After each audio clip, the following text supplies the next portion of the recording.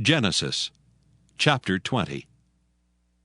And Abraham journeyed from thence toward the south country, and dwelled between Kadesh and Shur, and sojourned in Gerar. And Abraham said of Sarah his wife, She is my sister. And Abimelech king of Gerar sent and took Sarah.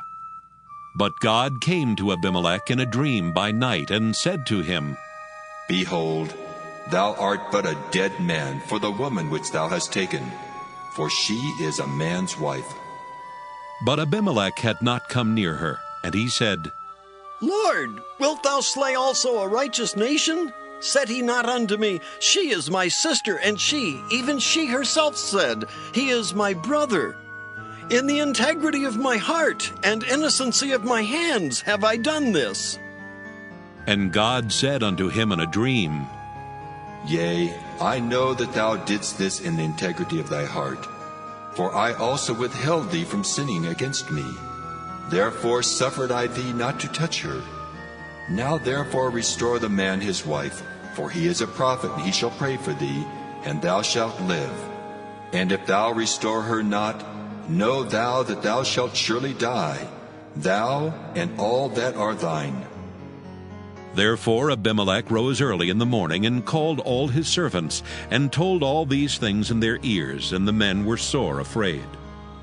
Then Abimelech called Abraham, and said unto him, What hast thou done unto us?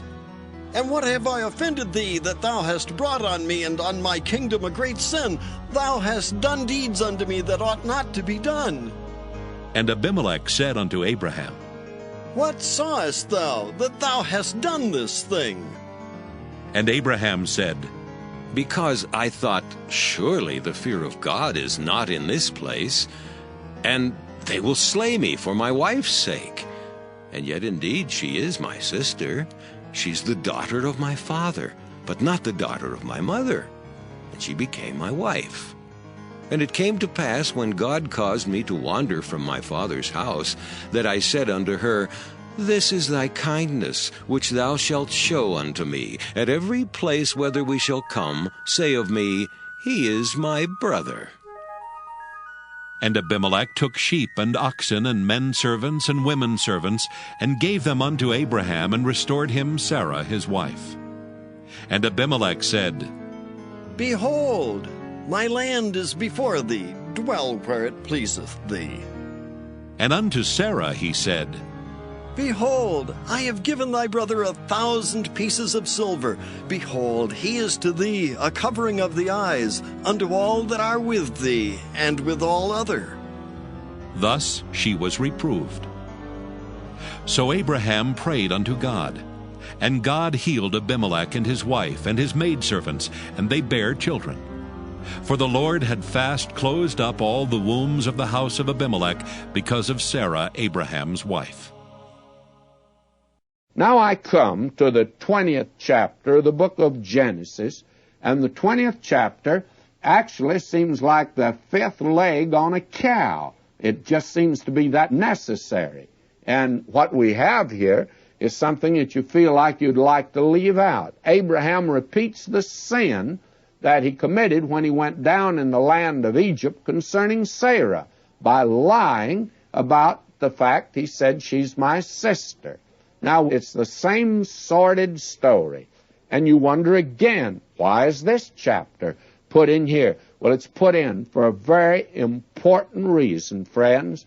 Abraham and Sarah are going to have to deal with this sin before they can have Isaac, before they can have the blessing.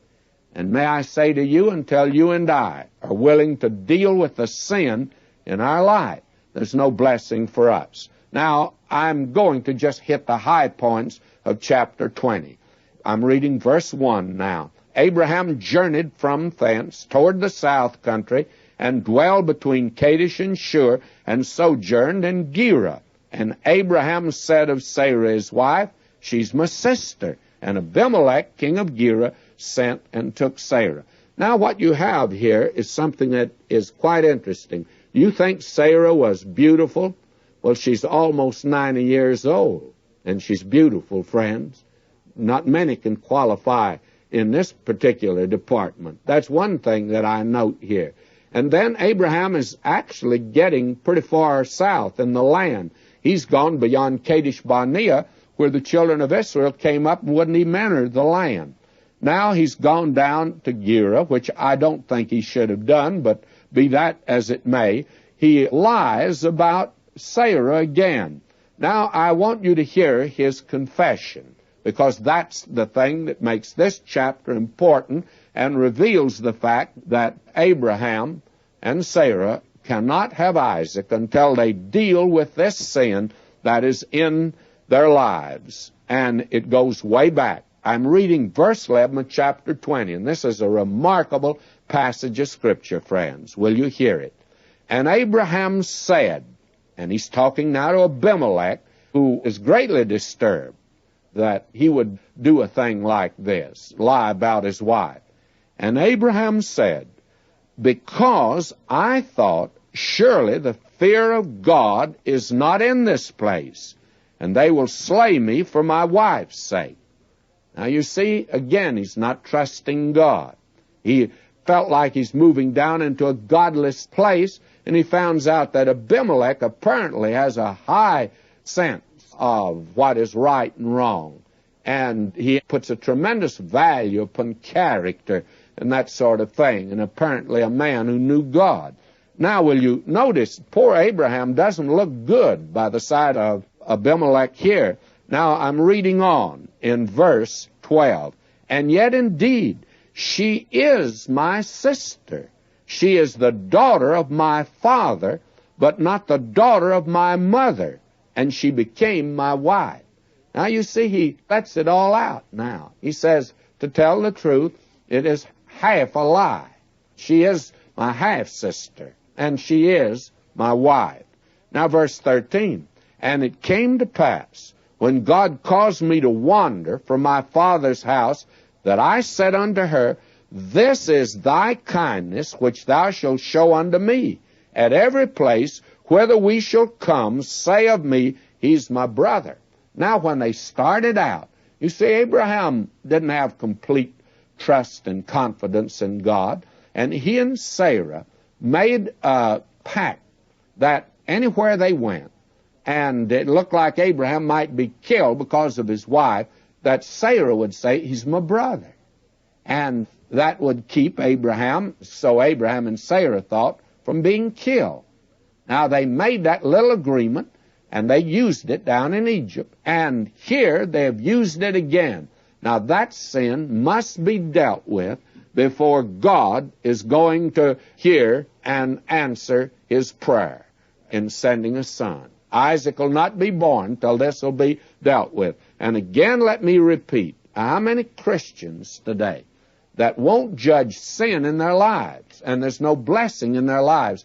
I frankly believe that in many of our fundamental churches today, if we could get the believers there, those that are in places of leadership, if they would confess their sins, now not publicly, but if they would deal with the sins that are in their lives, I believe we could have revival. And I don't believe there'll be any blessing until, friends, this is dealt with. Now, will you listen to Paul over here in 1 Corinthians 11, and this is a pretty important passage. Paul says, but let a man examine himself, so let him eat of that bread and drink of that cup.